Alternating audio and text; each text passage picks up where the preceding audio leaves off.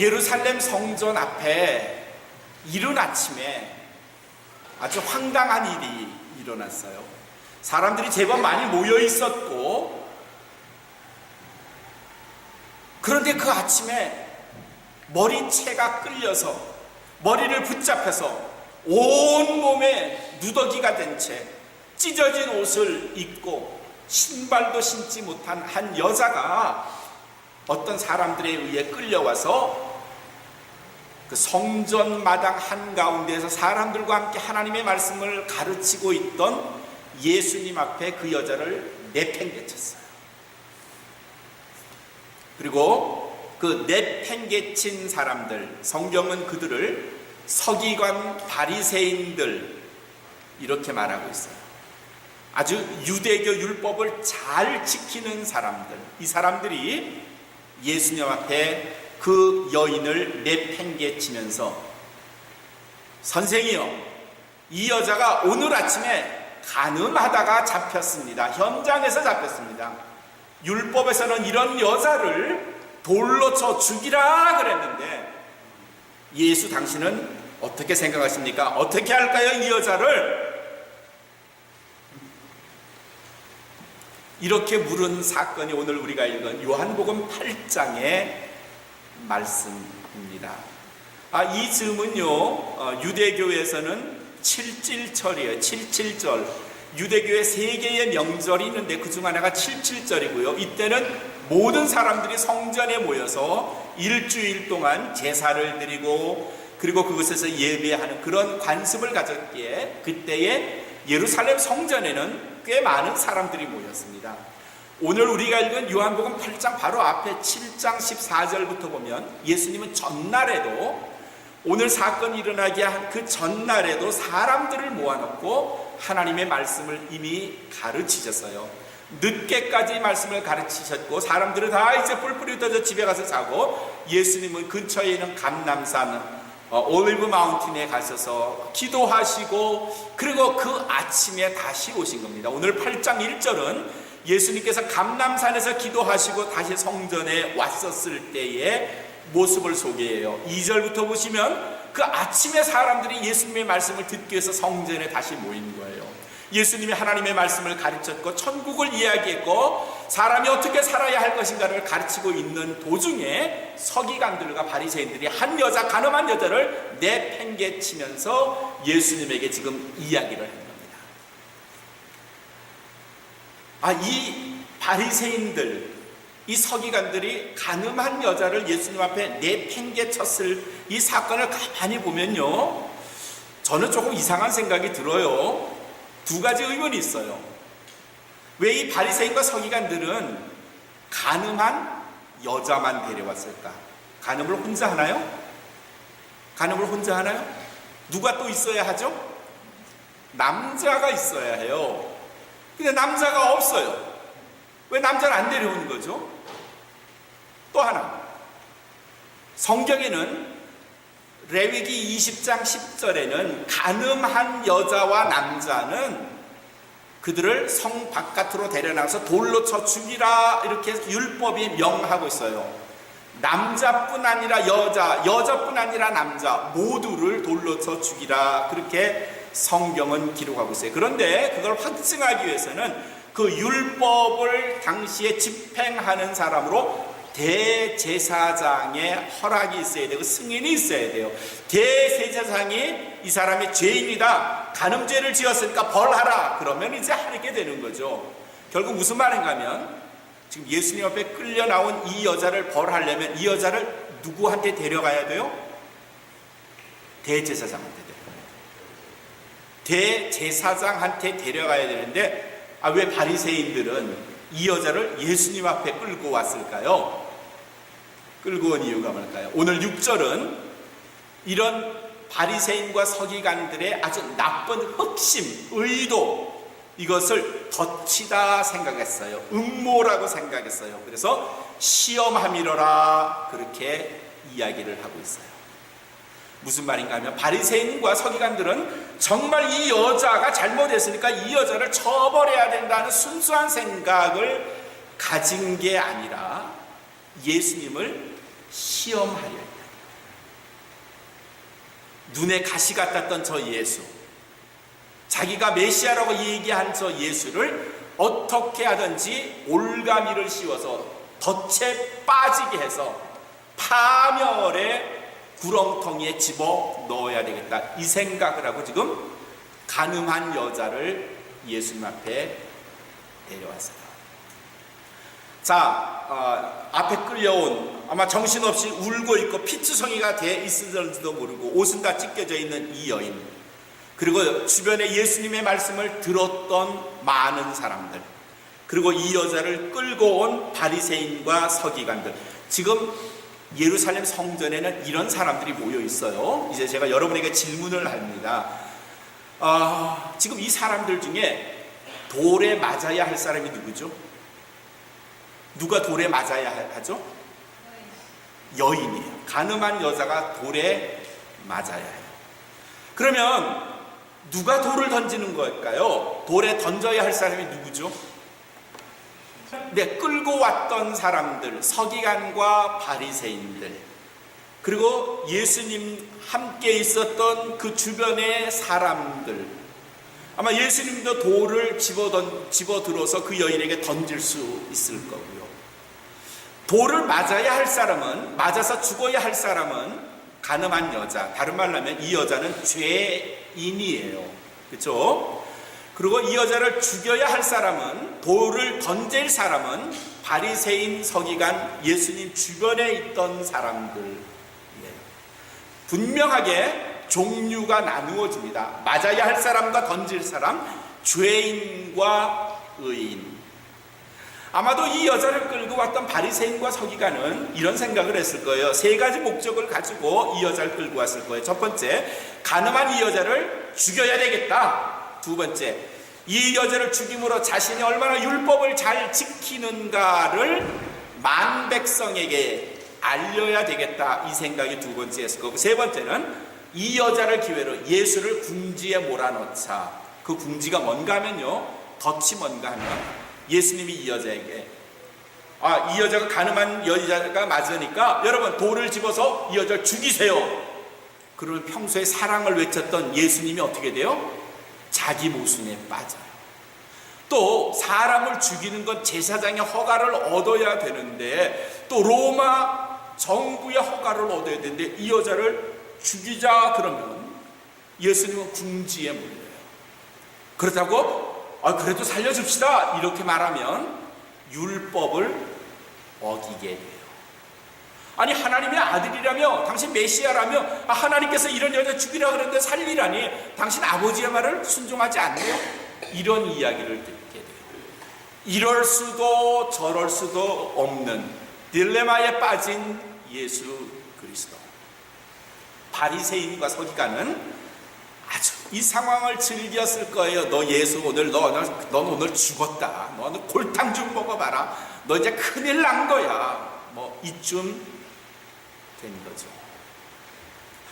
이런 상황에서 예수님께서 아무 말씀 안 하시고 다시 바닥에 앉아서 글을 쓰셨는지 그림을 그리셨는지 7절을 딱 넘어가니까 예수님 주변에 있던 이 바리새인들이 다시 예수님에게 다구쳐 물었어요. 아니, 빨리 대답을 하시라니까. 이 여자를 어떻게 해야 돼요? 살려 죽여, 돌을 쳐 말어.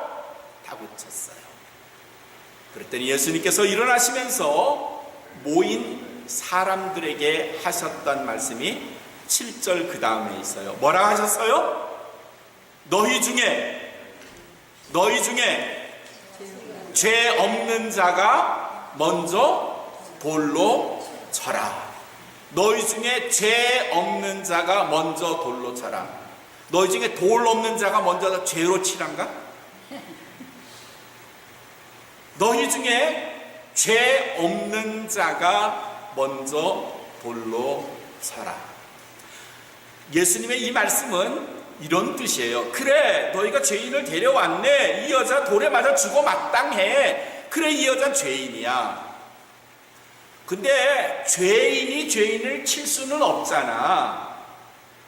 같은 죄인끼리 죽일 수는 없어. 자격이 안 되지. 죄인이 죄인을 죽이는 건 자격이 안 돼. 그러니 이 죄인이 이 여자가 죽어 마땅하긴 한데 이 여자를 죽이려면 누가 죽일 수 있는가 하면 의인이어야만 해.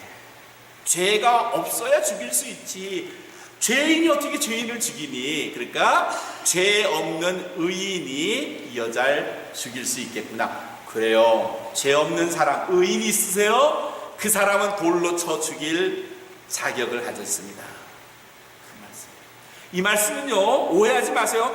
예수님은 이 여자에게 죽이지 말라, 이 여자는 의롭다, 그런 뜻이 아니에요. 이 여자 죽어 마땅해. 맞아, 돌에 맞아 죽어야 해. 죄인이긴 한데 이 여자를 죽일 수 있는 사람은 단 한 종류의 사람이고, 그 사람 누군가 하면 의인이어야 해. 그러니 너희 중에 의로운 사람 있으면 나오세요. 돌을 집어 드시고요, 이 여자의 얼굴을 향해서 집어 던지세요. 그러신 거예요. 절대 예수님은 이 여자를 지금 죄 없다 하신 게 아니에요. 이 여자의 죄를 인정했어요. 돌 맞아야 해. 그러나 죽일 사람은, 돌을 던질 수 있는 사람은 죄인이어서는 안 되지.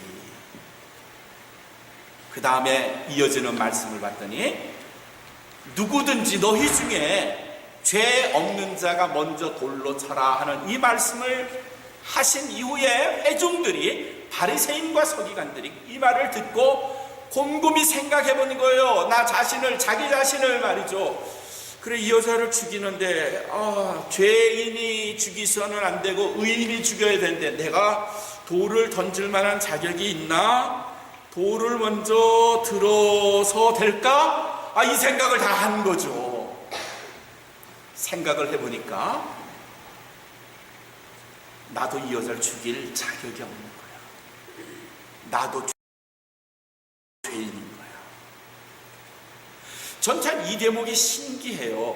왜 거기 모인 회중들이 성경에 따르면 그 사람들 다 양심의 가책을 받았대요. 양심의 가책을 받았대요. 그 말은요, 자기가 죄인이라는 걸 인정하게 되는 거예요. 왜 이랬을까를 생각해 봤더니 답은 하나예요. 이 사람들은 전날부터 벌써 이틀째 예수님 앞에 나와서 말씀을 들은 거예요.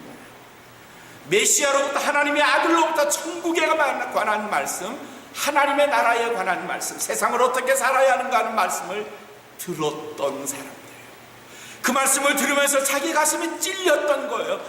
내가 잘못 살았구나. 내가 신실한 척했지만, 의롭은 척했지만, 내가 하나님 앞에서 죄인이네. 내가 이렇게 살아서는 안 되겠네.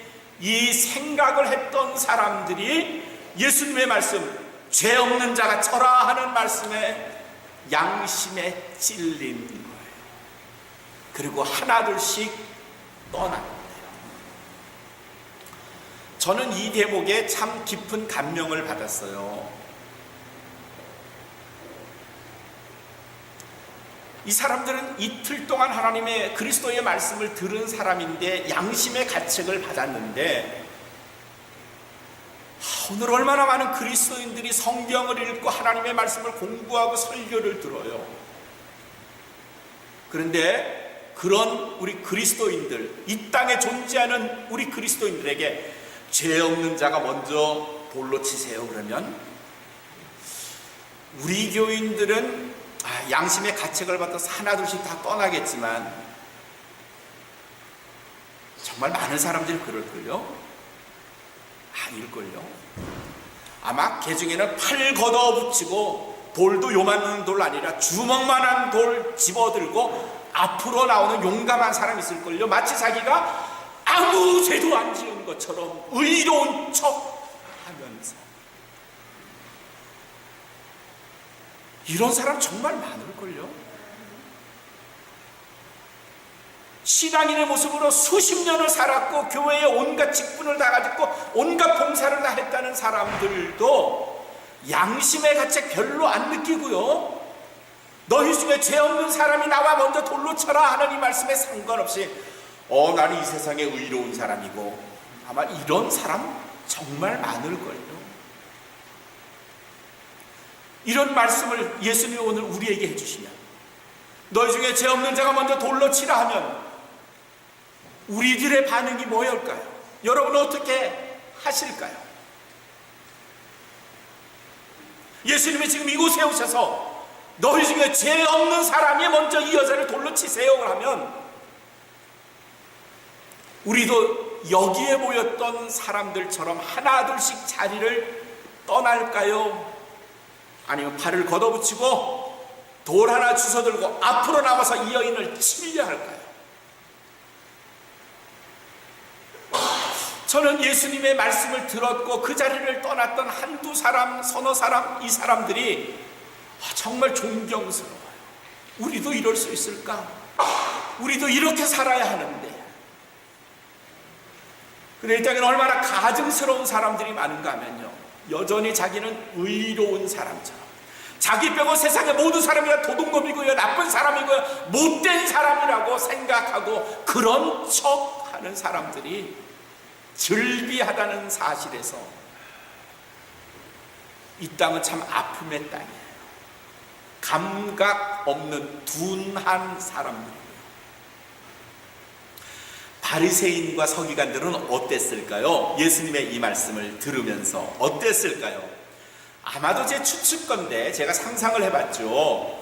바리새인과 서기관들은 예수가 이 여자를 죽이게 하면 우리도 돌팔매를 들고 이 사람을 죽일 거야 생각을 했는데, 누구든지 너희 중에 죄 없는 자가 먼저 이 여자를 돌로 쳐라 하는 예수님의 말씀을 듣고 사람들이 한두 사람씩 뒷걸음을 치기 시작했고, 돌아서 슬슬 그 자리를 떠나자 아마 무척 당황스러웠을걸요.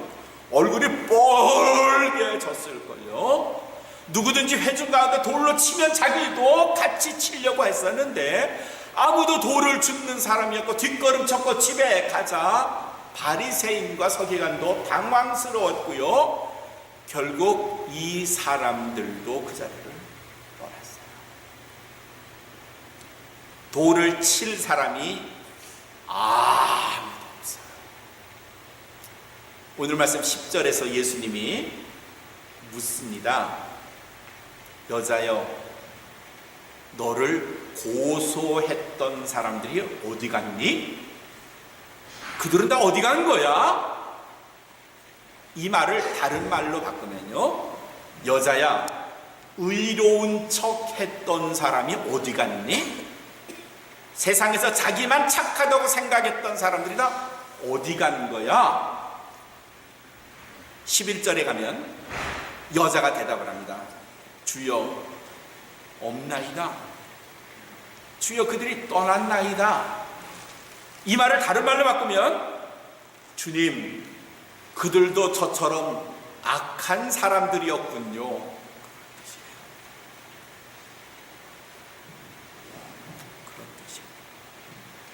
로마서 3장 10절에 사도 바울이 이 세상을 향하여 이렇게 선포합니다. 의인은 없나니 한 사람도 없대요. There is no one righteous, not even one. There is no one righteous. 의로운 사람은 없대요. Not even one. 단 한 사람도. 이 서기관과 바리새인들 착한 척 했지만 결국 착한 사람들이 아니고 의로운 사람들이 아니고요, 이 서기관과 바리새인들 그들의 손에 의해서 죽어야 할 이 가늠한 여인처럼 역시 그들도 악한 사람들. 근데 그 다음에 있는 말씀을 볼까요? 11절에 예수님께서 뭐라 하셨는가 하면요, 이 여인에게 하셨던 말씀이요. 야, 여자야, 그들 다 갔구나. 나도 너를 정죄하지 않는다. 나도 너를 정죄하지 아니하니 가라. 그리고 너의 죄된 삶에서 떠나라. I do not condemn you. 나도 너를 정죄하지 않는다. I do not condemn you. 나도 너를 정죄하지 않는다. Go now. 지금 떠나라. 그리고 and live your sinful life. 너의 죄된 생활에서 떠나라. 너의 이제까지 죄된 생활을 청산해라. 이 말씀에서 중요한 건요, I do not condemn you. 나는 너를 정죄하지 않는다, 그런 말이에요. 이 말은요, 그래 넌 죄 없는 거야, 그런 뜻이 아니에요. 너는 죄인이었지만, 너는 간음죄를 범한 여자, 그 여자 맞기는 해. 그러나 내가 이제 너를 용서하니 너는 죄로부터 자유함을 얻게 해. 그러나 이제는 다시는 그와 같은 죄를 범하지 말아라. 다시는 과거의 죄에 너의 몸을 맡기지 말고 Live your simple life. 너의 죄된 생활에서 떠나라. 선포하셨어요. 자, 이 상황을 볼까요? 그 여인이 죄인이었지만 예수님의 이 선포 후에 이 여자는 이제까지의 죄를 덮어쓴 죄인이 아니라 이제부터는 그 여자가 의인이에요. 하나님께서, 그리스도께서 그 여자를 향하여 의롭다 하신 거예요. 죄가 없어서가 아니라 그리스도가 용서하셨기에 의로운 거예요. 자, 그런데 이 여인은 이래서 의롭게 되었는데 죄인이었던, 그 자리를 떠났던, 고소했던 서기관과 바리새인들은 지금 어떤 상황이죠? 의인이에요, 죄인이에요? 죄인이에요. 자신의 죄를 예수님 앞에서 해결하지 못했어요. 예수님을 만나기는 했지만 해결하지 못했어요. 예수님을 적대시했고요, 사람을 궁지에 몰아넣어서 죽이려 했고요, 다른 사람을 모함했고요, 자기는 마치 의인인 척했고요. 그러나 자신의 죄성이 그리스도 앞에서 여지없이 드러났고요, 예수님을 만났어도 그 바리새인과 서기관은 자신의 죄의 문제를 해결하지 못하고 떠나버렸어요. 의인인 척하고 떠났지만 죄인으로 밝혀져 떠났어요. 반면에 죄인으로 끌려온 그 여인은 그리스도께서 용서해 주심으로 의인이 됐어요. 역전이죠. 역전이에요. 의롭다 하는 사람은 그의 거짓이 판명이 돼서 죄인으로 판명이 났고, 죄인이었다는 사람은 그리스도 앞에서 죄 용서를 받아 의인이 되었던 것. 이것이 복음의 역사입니다. 이것이 복음의 의한 기적인 줄로 믿습니다. 왜 우리가 그리스도 앞에 나와야 되나? 찬송 205장인가요? 예수 앞에 나오면 모든 죄 사함, 모든 죄 용서를 받고요, 의롭게 되는 거죠. 우리가 그리스도 앞에 나와야 하는 이유가 여기에 있는 겁니다. 성경에도 복음서에도 보면요, 예수님 앞에서 죄인의 모습으로 나왔던 여러 사람이 있어요. 마태도 그랬고요, 키가 작은 삭개오도 그랬고요, 세상 사람들을 미워하고 저주했던 죄인 중에 죄, 사회에서 인정했던 죄인이었어요. 몸을 팔던 장기 막달라 마리아도 그랬고요, 사마리아 여인도 그랬고요, 가나안 여인도 그랬고, 모두 죄인이었지만 그들 앞에 나와 예수님 앞에 엎드려 말했습니다. 주님, 저를 떠나서서 나는 죄인입니다. 그랬더니 너의 죄, 너의 죄가 용서함을 받았다. 너는 이제부터 죄로부터 자유함을 받았다고 예수님께서 그들에게 말씀해 주셨어요. 반면에 나는 의로운 사람이야, 나는 떳떳한 사람이야 라고 말했던 사람들, 헤로도 아니나 당시의 대제사장, 서기관들, 바리새인들, 그들은 예수님 앞에서 의로운 사람인 척했지만 여지없이 그들의 죄가 그리스도 앞에서 드러나고 말았습니다. 주님 앞에 나와야 할 이유가 여기에 있습니다. 그러나 나올 때, 주님을 만날 때의 헤롯의 모습이 아니라, 오늘 서기관과 대제사장의 모습이 아니라, 주님, 나는 죄인입니다, 이 모습으로 나와야 주께서 우리의 죄를 용서하시고, 난 너를 정죄하지 않아, 이제는 다시 가서 죄된 생활하지 마, 이렇게 우리에게 은혜를 베푸시지요. 나는 떳떳한 사람이고 이 사람이 잘못했으니까 이 사람을 돌로 치시죠 라고 의로운 척 해봐야 우리 주님의 영적 눈 앞에서는 그의 죄악이 여지없이 드러나고 맙니다. 사랑하는 성도 여러분, 주님 앞에 나올 때마다 어떤 모습으로 나와야 할까요? 어떤 모습으로 나와야 할까요? 주님, 나는 죄인입니다, 이 모습으로 나와야 그리스도께서 우리의 죄를 용서하시고 의롭게 만들어 주실 줄로 믿으시기를 바랍니다. 더불어서 내가 의로운 척, 마치 세상에 의로운 사람은 나밖에 없는 척, 나머지 사람은 모두 못됐고 나쁜 사람인 척, 다른 사람을 모함하고 나쁘게 폄하하고 하는 일을 우리의 입에서 금지시켜야 합니다. 더 이상 그런 일 하지 말아야 합니다. 죄인이 죽이는 이 끔찍한 살인 행위가 나를 포함해서는 다시는 일어나지 않아야 된다는 겁니다. 그리스도 앞에 나오세요. 죄인의 모습으로 용서받기 원하여 주님 앞에 우리의 있는 죄의 모습으로 나오세요. 죄를 인정하시고 용서함 받기를 청하세요. 그러면 주께서 말씀하십니다. 나도 너를 벌하지 않으리라. 나도 너를 정죄하지 않으리라. 이제 가거라. 너는 죄된 모습을 다시는 입지 말고 오직 의로운 모습으로 세상을 살아라.